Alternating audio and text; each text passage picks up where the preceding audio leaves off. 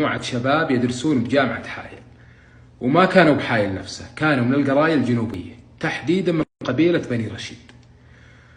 وإذا انتهى الدوام وجاء الويكند ركبوا سياراتهم وطلعوا لحالها.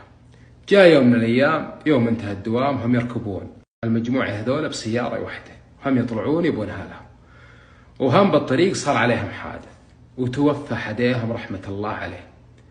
المتوفي هذا أبوه كان طالع راعي قنص وراعي ولع، ووقتها غادي له طير طالع يدورون، لقى الطير وهو راجع جاوه الخبر، رجع للشباب لقى ولده متوفي، فتمثل بأبيات يرثي ولده ويصور الموقف.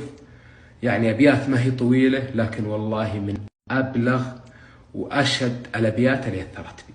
يقول: الطير جبته مير ضيعت لي طير، طير السعد من ضيعته وضياعي، يوم استوى نفعه خذتها المقادير، يلا حسن الخاتمة والمتاعي، يلا عسى قبره زهور ونواوير، روضة من رياض النعيم الوساعي، حجاج ودعته ودمعي معابير، هك الوداع اللي ما عقبه وداعي، وناصر تركته بين غفوة وتختير، عسى يجد شفته معافى وواعي، وسلامة الباقين مثل التباشير، بشرى تخفف لوعتي وانفجاعي، ولو ماني راجي بلولي خير، ذبحت نفسي ولو آدم تراعي، مؤمن وعرف الأجل ما فيه تأخير، وما للجزع من حكمة الله داعي.